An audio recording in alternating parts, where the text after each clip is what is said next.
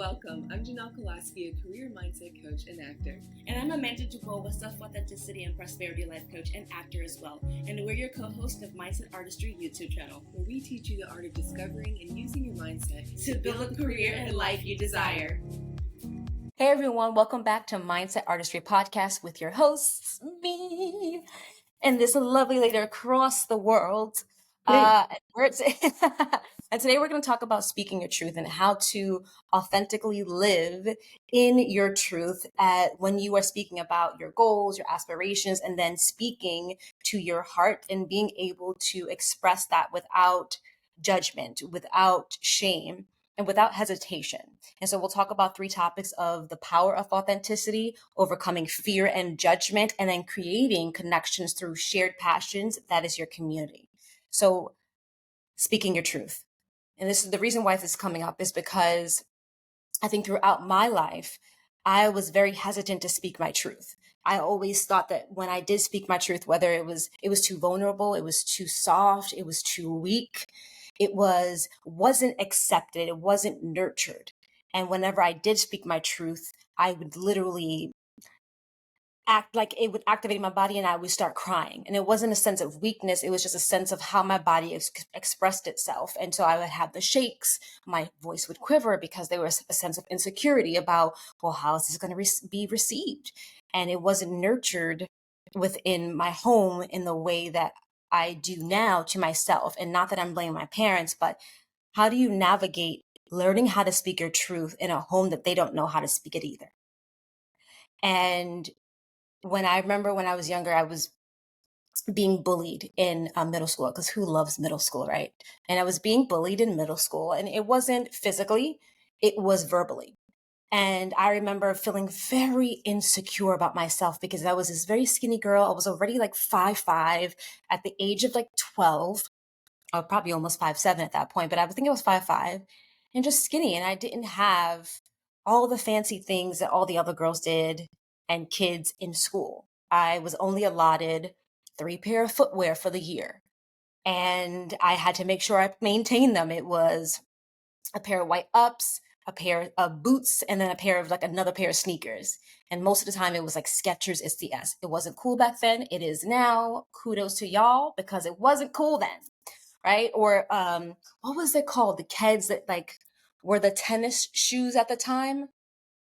Oh gosh, whatever it was. But those were like the sneakers that my parents could afford. And I always felt insecure about it. So, and my parents did well. They did great by me. But going up against or coming across people in classes who had Jordans and the up and coming new Nikes and just like flies, boots and sneakers, I was very insecure. And then I was skinny and I didn't speak Spanish.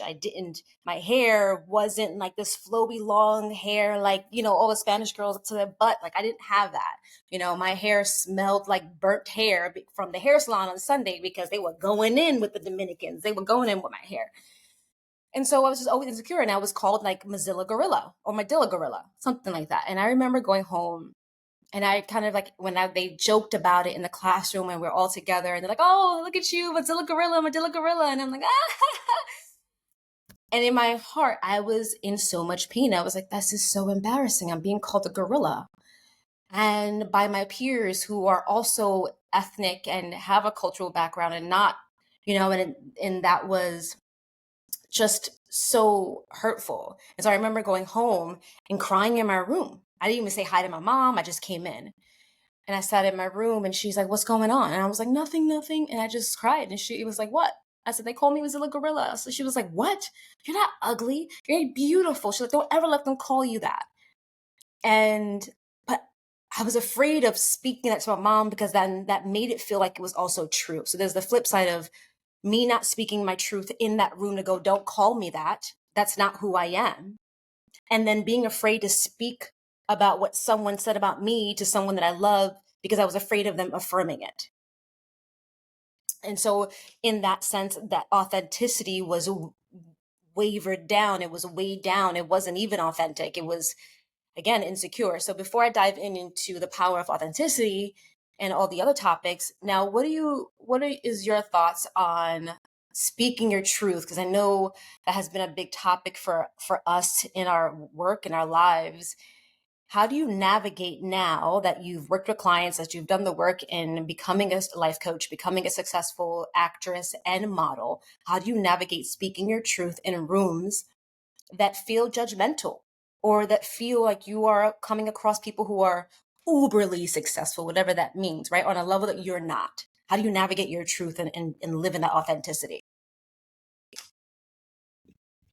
It's constantly checking in with myself. I was never very good at it, obviously, when I was younger, because it wasn't something I was taught. But then as I got older, just kind of knowing who I am and being okay with that and where I'm at. And that requires a lot of rest for me and a daily practice. If I'm not meditating and reminding myself of who I am and it's okay who I am and what I'm doing or where I'm at, it's so easy for me to get swept up in what other people are accomplishing or how people are talking to me. And I don't know. I mean, I was never afraid to speak up if someone was doing something rude or cruel or mean, especially to my brother. So I didn't have a fear in that way. And sometimes I would even stick up for myself. But the truth is the truth, and you feel how you feel. But it doesn't matter how confident you feel in that. Sometimes it's still very painful. And more painful because people don't like it when people walk in their truth if they're not walking in their own. And they'll let you know that. We had a whole conversation at lunch today about it, which I won't get into right now, but it was pretty wild to hear how some people have been treated in the fashion industry. I mean, and honestly, in any industry, people with power and people who feel like they need to control the environment will do their due diligence to make others feel like they are powerless, because it makes them the superior, right, in that environment. And so this is where speaking your truth is so important, because even if someone tries to talk down to you, even if someone tries to tell you that you aren't what you claim to be, you are able to articulate the truth of yourself even through their BS, right? Or even their opinions of you. And so I always say, like, someone's opinion of you isn't your reality. So speaking to your truth and authenticity is you have to spend the time to understand and dive into what you want, what you value, what your passions are, and really make a decisive opinion and belief about who you are and what you want. And that means back in the day, had I stood up for myself and said, no, I am not Mozilla Gorilla. I am beautiful. I am tall. I have beautiful ethnic curly hair. That is who I am. I am a mixed Latin girl who has Black in her. And if I was able to stand up at that moment and say, yeah, it's funny to you, but it's not to me, and I'm going to take it personally, and it may seem like a joke, but it's not, because you're intentionally trying to make fun of me and make me feel bad about myself. And if I had known that, obviously I was like 11, 12 years old. And if you're not taught that, that's okay. But these are the things where you have to be able to know who you are. So you have to ask yourself, who am I? What do I want?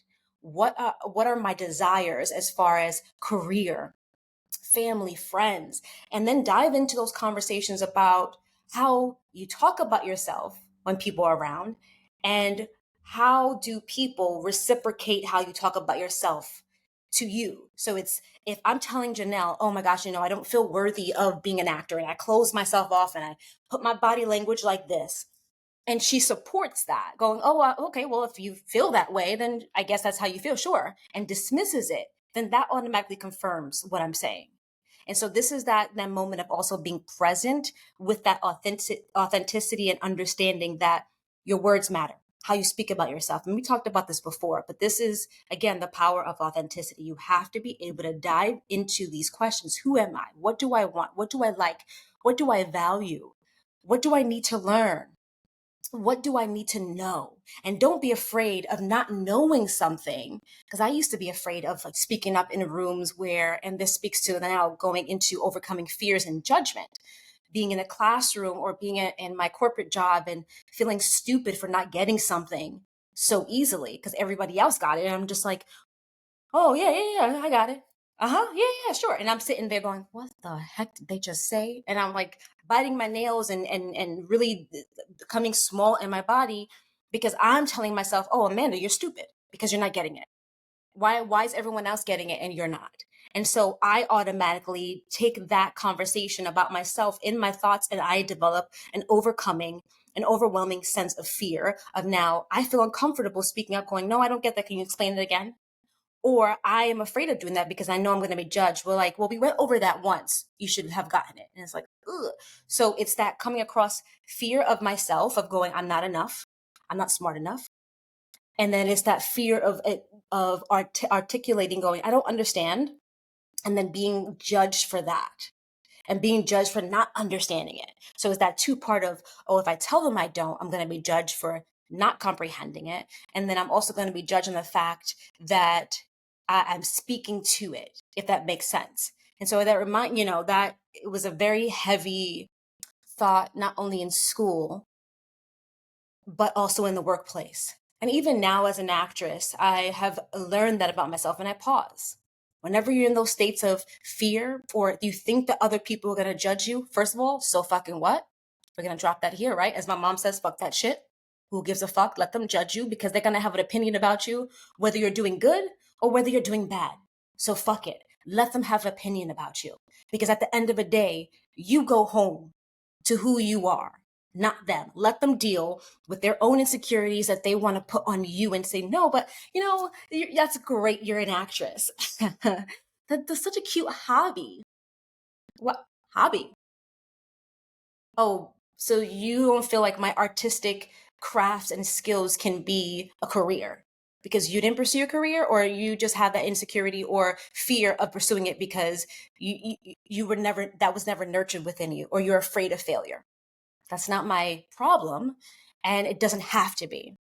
And so this is when you take that moment, like I said, you take a moment before, or a pause, when you feel that fear coming up in your gut, in the back of your neck, your throat, because for me, it was big in my throat, quivering, getting like, I feel like I have a ball there. You remember Jawbreaker? You ever saw Jawbreaker, and the jaw was, the jawbreaker was stuck in her throat? That's how I felt. I would feel like I had a big old jawbreaker there, and I'm like, yeah. And so it was difficulty speaking up. So I just pause, and I just get clear on what I'm trying to say. And I also acknowledge the fear, honor it, going, thank you so much for showing up for me. It's okay. It's not true. And even if it is, we're going to surpass it. Thank you for making me aware of this moment. I will work on this. So if I'm not a good writer, or if I'm not a good audition taker, or like doing self-tapes, then I have that moment to go, okay, fine, I may not be that good, but how can I make it work for me and grow and make it better? Who do I need to connect with? So before we dive into the next topic of creating that community who can nurture your authenticity and also uplift you, Nell, what do you have to say about, I talked about, the power of authenticity and speaking your truth and understanding your values, and being able to articulate that once you have an understanding and clarity, and then understanding that fear and judgment has nothing to do with you. And this is sometimes a figment of our imagination, because we make it up because we're stuck in these pre-existing experiences of, when I was a child, if I speak up my truth, I'm going to be made fun of again. Or if I speak up in that corporate room and on set, I am going to be judged because I'm not doing my job. What are your thoughts on those topics, authenticity, fear, and judgment? Ultimately, for me, it comes down to rejection and just using that as redirection. That's all you have. I was even afraid to ask my parents to drive a few hours to meet me halfway, because my experience has been for so many years, I have to go to them. I have to go to everybody. I feel like I have to go to my friends. I don't feel like people do go out of their way for me the way I go out of my way for them. And part of that is my fault because of boundaries I have or haven't set. But, other times you would just hope people would notice what you do and think of you too. But very happy to say that, I told my mom, I'm like, look, I don't have it in me. I'm tired, dude. I'm tired, And that's extremely vulnerable, because she could have been like, too bad. And that sounds harsh, but I honestly didn't know what she would say. And my mom's a lovely person, but we all have our things. So, and they are going to meet up with me, but I think it just encourage everybody to keep putting yourself out there, and just know rejection isn't the end. It's just telling you who to be around which is going to jump right into community here. And I only have a few more minutes, just so you know. Yes, I'll wrap it up. And thank you for speaking about, one of the hardest things that we have to do as children of people is speaking to our parents like adults, letting them see us as adults, because it's hard for them to see us adults and go, hey, listen, I have my own life, mom, dad. I can make my own opinions, and I refuse to be judged by you because I am living my authenticity. And that was one of the hardest things that I had to do with my parents, to speak my truth. And as I dive into what that was and really speak to who I am and stand grounded and confident, it made it easier because I know that they love me, but it doesn't have to define me again. Their opinion of me doesn't have to define me. And they have a vision of what I was, their little girl who was born, their baby. And it's like, I'm an adult now. I know you will always be there for me, but I have to stick by my choices. I have to stick by what I want. You can give me your opinion, your thoughts about it. Thank you. Thank you for caring. Thank you so much. I will take it into consideration. Doesn't mean I'm not listening to you. Doesn't mean I don't care. I'm taking it into consideration, but at the end of the day, I'm going to follow my heart and do what I want. And now speaking to the community is surround yourself with people who are going to also speak their truth to you, because then they can nurture you speaking your truth to them. And also in other environments. So Janelle and I, we have a very, a long relationship. And I think what has helped us throughout this time is that we are able to speak our truth to each other without judgment.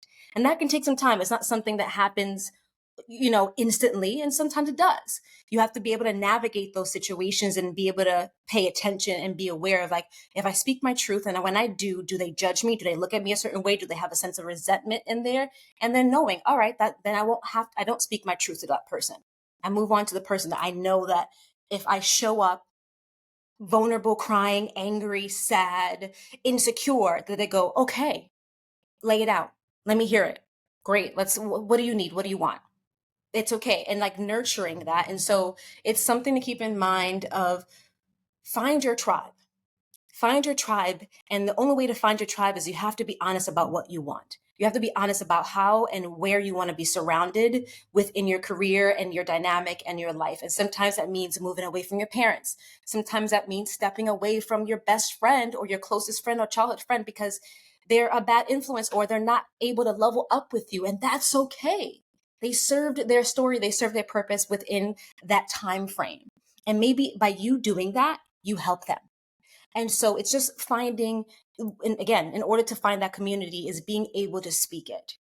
Get clear on what that community feels like. Nurturing, safe, uplifting, and going, Amanda, okay, you're not so good as audition taker. Every time you could do an audition, I hear hesitation and things like that. This is maybe something you should work on. You say a lot or like, maybe take note of that. I'm not judging you, but it's something to keep in mind so that moving forward, you make that mental note and you can shift it. These are just the thoughts, and this is feedback that's encouraging to uplift you, because we want to see each other grow, elevate, and evolve and be successful, because their success is my success is their success. And we're always going to look behind us and reach up and reach behind us and bring somebody forward with us as well. And so, with myself and Janelle, we have a network of people, community, fashion designers, actors, models, casting directors, a slew of creative people. Reach out to us, coach with us. I work with empowerment. That is my thing, because that's my jam, honey, because I needed that as a kid. And so now I know how to nurture that within other people. And Janelle is a powerhouse when it comes to career and mindset. She's kicking ass. She is such a successful model. I can't do what she does because I don't want to do what she does, to be very honest, but she kicks ass. So if that's the career, not only does that transition into acting, but that transitions to anything else that you want to do. And with that combination, boy, oh boy, are you unstoppable. Just saying. So all that to say is keep in mind about the power of authenticity. Keep in mind that fear is only confirmed if you let it. And that judgment, who gives a shit about what other people think, because they're not going to die with you in the freaking coffin. You have to live a life of your legacy. And then creating the connection with people who are going to surround you and not only support you and be a yes woman or a yes man, but say, you need to work on that. And say it in a helpful way, in a supportive way, and not in a judgmental and resentful and jealous way. Now, and I'll pass it on to you to close it out.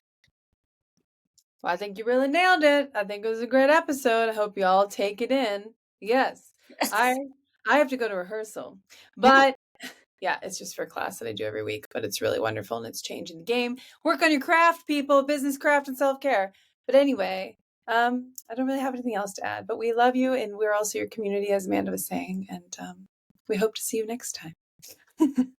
See you next time, everyone. What are your thoughts about this episode? Drop it in the comments and let us know what you want to dive into next. Subscribe, like, share, and click the link below to book a free consultation. And We'll see you next time.